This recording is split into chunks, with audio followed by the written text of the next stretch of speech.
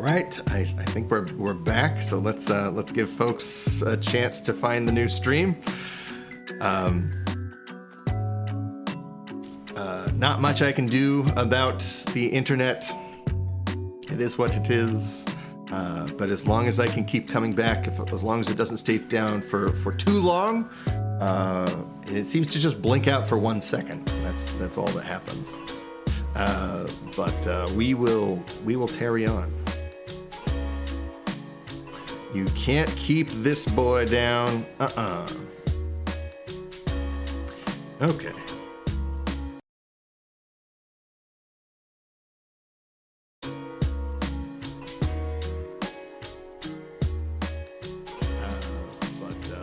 Let's get this pop-out stream popped out. Okay. Yeah, like I said, nothing I can do about it.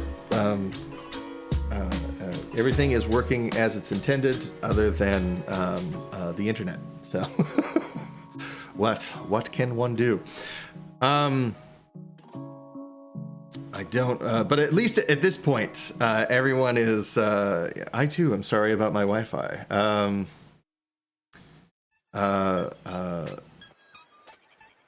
Amber says, Kyle, do you want to keep the questions coming while I look at art? Yes, and actually, I hope we can talk about the questions about the art. So let's switch over to that.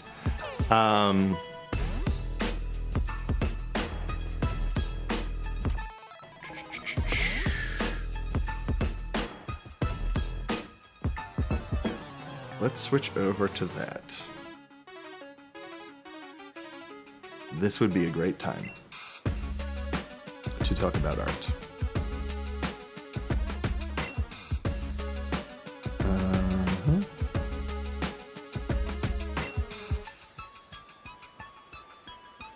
And then let me check one more thing while we're waiting for folks to make it back onto the new stream link.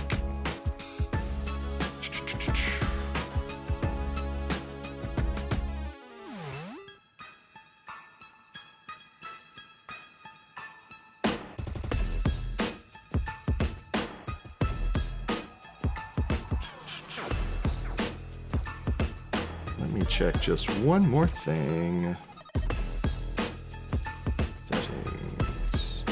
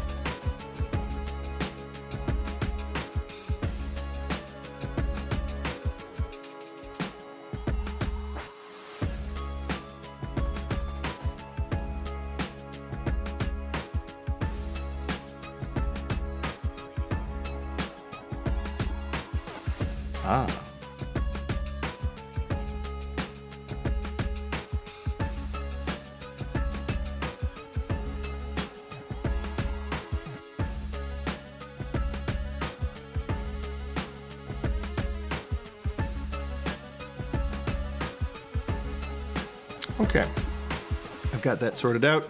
Now, let's catch up with chat. Looks like everybody's back. Wonderful, excellent, and we're back. What artists do you think define fantasy art in TTRPGs? Well, it's funny you should ask that, because for me at least, we're going to look at one of those artists now. So I'm sure you'll be able to see the artist's name on here, but when we are looking at art, it is important to kind of to not skip over the impact. So let's take a look. Let's switch over to,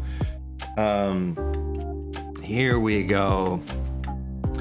So this right here is probably, it is the back side, the B side to one of my favorite pieces of art ever, and an extraordinarily famous piece of art. But let's take a look at this, right? So we see some gold frames around this, and kind of like this black lacquered wood of this cabinet, right? And I don't read. I read as little as I can, but I certainly don't read whatever language this is written in. Probably Latin. And I don't have a super high-res version of this. But does anybody in chat recognize what it is that we are looking at? Yes. Yeah, okay, so Kyle, I think you're asking about super chats. I tried to just enable them, so if they aren't showing up, they're on their way. I forgot to enable them last night. So we're going to get that hopefully sorted out soon. But you know, we can always look forward to the stream dropping out at some point, and then I'm sure they'll be enabled on the next stream. It is the dome from the Simpsons movie. Yes, of course. Tronhammer says the ancient idea of what the world looks like. Yes, I think so.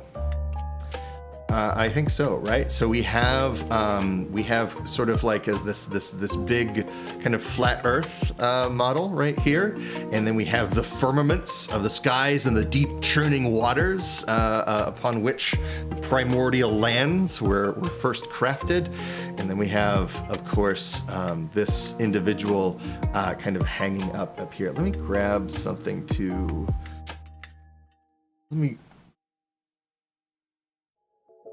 Let me grab a highlighter. Hard to make out, right? We have this gray, monotone kind of situation. We have also this guy kind of like outside of the world looking in with what seems to be some kind of book or scroll, or perhaps a bucket of some kind. Difficult to say with it's so pixelated and small. And then we have like almost this glass sheen on the outside of it, which is part of the painting itself. And then, if we were to open this up, this is what we would see. On the inside of this cabinet, we see Hieronymus Bosch's The Garden of Earthly Delights. And yes, and what an incredible piece that it is, right? So we are, yes, exactly, pondering the orb, as is put very well by the twice dead mage.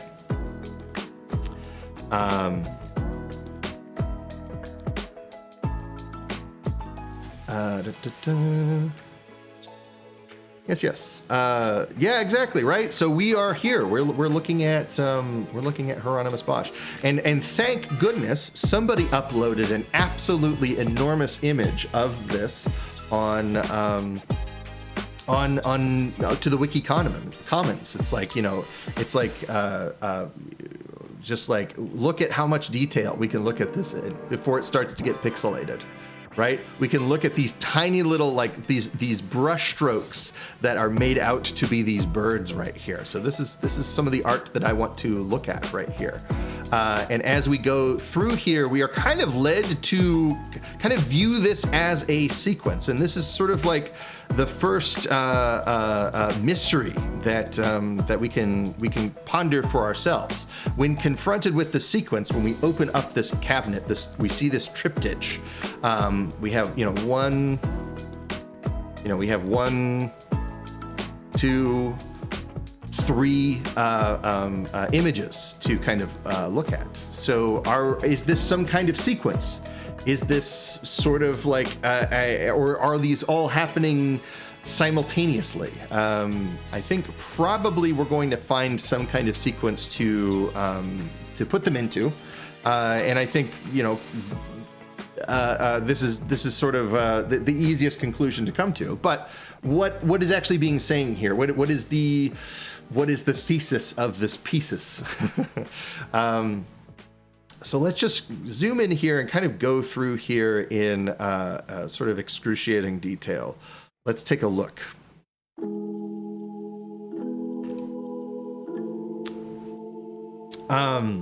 Iron Golem is asking, why would he have portrayed a flat Earth in a dome? I thought the shape of the Earth was known.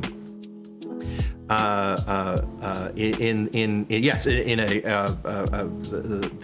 what I guess that would be the I always get this confused. The 3rd century. Yeah, absolutely, right? That's a question. But here's the thing. When you look at this, are you invited to take on a scientific lens? Is that the point of this image, that this is the way the world really is, or is this a depiction? Is this a depiction of the of a version of the world? Is there something we're getting at here? Is this a scientific document? Is this a proposition about how the world really is meant to be conceived of, or is this something else?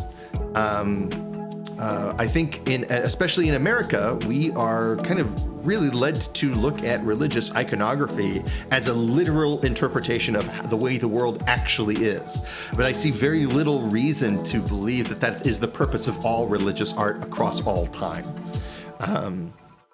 So yeah. Here we are. We have the what is Tronhammer is saying, the wildest bird house in the world, right? Lots of really interesting shapes, and I think you would be hard pressed to put forth, especially now looking at this image, that this is what what Hieronymus Bosch sees when he looks out his window.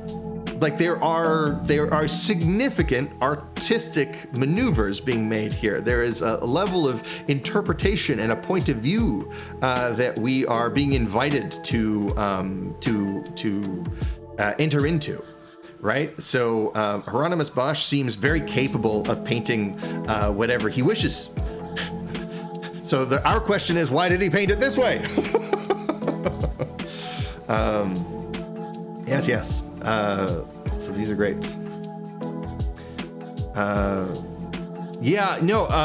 JD, we are here for the rest of the day. Although every time my internet cuts out, I have to restart the stream. It doesn't restart automatically for me. So if it ever freezes, you just go back to the homepage and look for the rest. That usually I can be up within 90 seconds. Liam Wright is asking, have I tried any more lino prints after that last masterpiece? Not yet.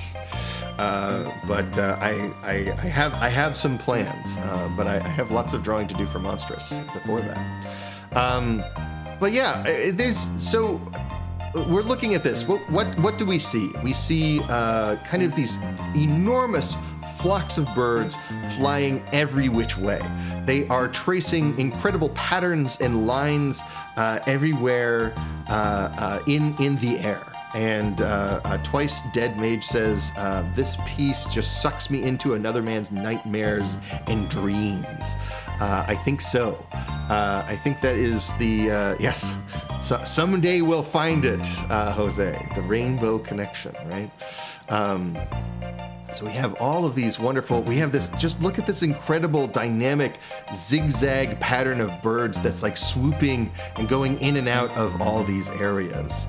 It's really quite striking. So we're getting a lot of composition and depth involved here in the level of detail. And if we zoom in, we can see that, all these birds is just one stroke of paint this way and another stroke of paint that way, right? These are very, very tiny, but together we know how to kind of interpret these as murmurations of swallows, kind of like cutting these amazing patterns in the air.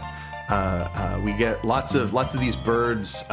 They might be leaves. It's difficult to say, but I think we're invited to think of them as birds kind of perching all over these blue mountains. We have birds all of their shape, and here they are kind of nesting on the ground and hunting for food and all this kind of stuff. And this is, I think, where we are meant to start looking at this. I think that we are really meant to start beholding this world from the top left, and then kind of working our way through.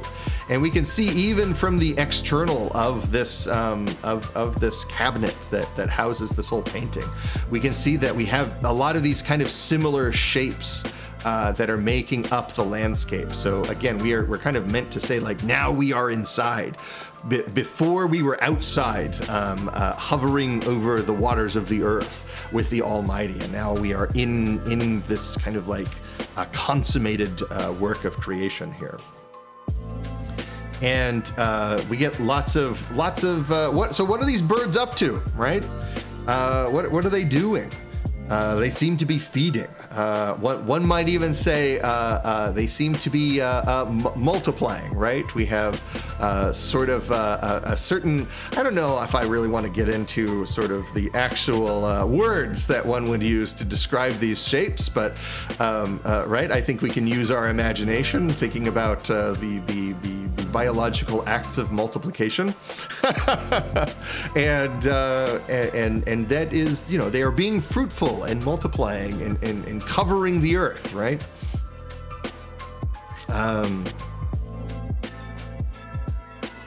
Jose is saying, I'd love to see other artists' versions of Bosch's work, especially Dr. Seuss. Yeah, I think Dr. Seuss is already really Bosch-y to begin with, right? So here we have kind of the beginning of creation, and actually, here, let me double check. I just happen to have the book right here next to me, and this is sort of something I don't usually like to do. I like to look at the painting and see what it offers up, but this image doesn't exist in a vacuum. It is, of course, coming from a rich tapestry of religious imagery. So why don't we just take a look here? So yeah, on the first day, there was evening and morning. There was light and all that good stuff. The next day, there was the expanse of the heavens. And then the day after that, we got sprouting plants and vegetation, and then after that we let the waters teem with swarms of living creatures, and the birds fly above the air, and so on and so forth, right? So this is very early on. If we are indeed led to believe that, hello White Argus, thank you so much for joining. We are just talking about some paintings here. So if we are led to kind of apply a sequence in this, a sequence suggests itself from the text treatment right here. So we have all of these wonderful, like, plant shapes, organic shapes, doing all of these wonderful twisting patterns all over. And then we get into some of these other kinds of creatures here, and just like, oh, what wonderful animals that we have here, right? We have a lion drawn entirely without reference material. It's like, I know what cats look like.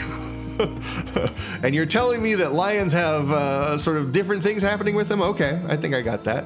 But, you know, for Bosch, the, you know, kind of the deers, it's much more likely that they're going to have direct and immediate first-hand access to those animals, and they end up kind of looking a tad more recognizable. And boars also, really easy to believe that the artist had access to maybe some stuffed boars, or maybe ate them, right? This is hunting them and all this kind of stuff. And here, what do we have here? This seems to be some kind of a lizard. We have a completely, we know it's not just like some other kind of dog or deer or something like that, although the head shape is very similar. We have kind of these claws. The treatment of these appendages is very different than any of the animals that, the other animals that we're seeing. Yes. Medieval paintings of animals are weird. The questing beast is probably a giraffe, right? Speaking of giraffes, here we have a giraffe right here. Yes, indeed, it's easy to believe that the questing beast. But again, I don't think that when the questing beast arises in Arthurian legend, I don't think we are really led to think of them as as a serious attempt to explain the world and exactly how it works, right? There is a poetic nature to the questing beast, and I don't think anybody with any firsthand knowledge of a giraffe would talk about the voices of the giraffe as being, you know, the questing of, 30 hounds or whatever it was, right?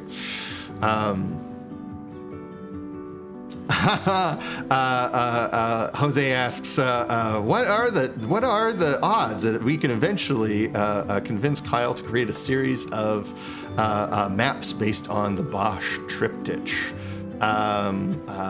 It's funny you say that, actually. Let's take a look. See here. Because you'll find that there are several Bosch references throughout several maps that I've already done. So let's see here. What can we find? Old roads. Here we go. So this is the city of Canticle. And right here we have the human theater. Which is something that shows up in a Bosch painting. I just so happen to have on hand, I think. Or don't I? I do not. But it is the Jesus descending into limbo. There is this kind of crazy, kind of like big human figure. That is pulling its own mouth open, and it has a tent on its head. And I thought, oh, that would be really interesting, kind of play on words to show there. So I frequently I'm always thinking about Bosch. So here we get the kind of like our more mammalian life forms, and you know, all these various creatures that are crawling the earth. Here we have even a unicorn here in the Garden of Eden. Right, and and lots of different kinds of unicorns and fantastical creatures that we don't see anymore. We get the idea. Now, you know, this isn't just what the unicorn, of course, isn't a thing that that was actually, you know, necessarily thought to exist, right? It's not like they were looking at fossil records and supposing that this work exists, right? This is Daniel Morel, how often do you think about the Roman Empire? Perhaps not as much as I should.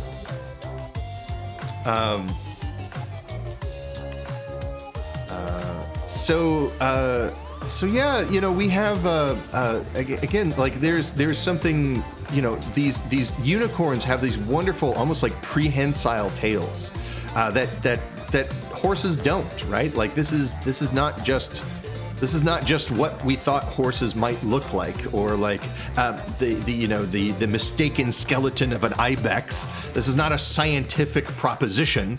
This is though it may have had its roots there, this has accumulated a lot of poetic significance, and I think we ought to, even when looking at religious art, ought to take on that lens first. What are we actually looking at before we go into how would it's in culture interpreted? But I think we need not make that leap to how we think of illustrative work now. Twice Dead Mage says, narwhals are scapegoats used to hide the existence of unicorns. Yes, perhaps so. And then this thing, right? Like, I don't know what this is supposed to be. It looks like one of those dogs that doesn't quite get captured correctly on a Google on a Google Maps truck, right? Very, very strange. I couldn't even begin to guess what this is supposed. I mean, perhaps it is supposed to be. I don't know. Like, gosh, I don't think that we're led to believe that this is a kangaroo. I mean, perhaps that's what it is, but I don't know that timeline of Europeans discovering kangaroos lines up here. Could be. I don't know. I couldn't tell. Perhaps it's a kangaroo rat, which seems far more likely. I mean, it wouldn't have been called that. A muad'Dib, perhaps, right? I don't know, but it is majestic, right? And they all, if we scoot down to this area right here, you know, we started up here and now we scoot down here.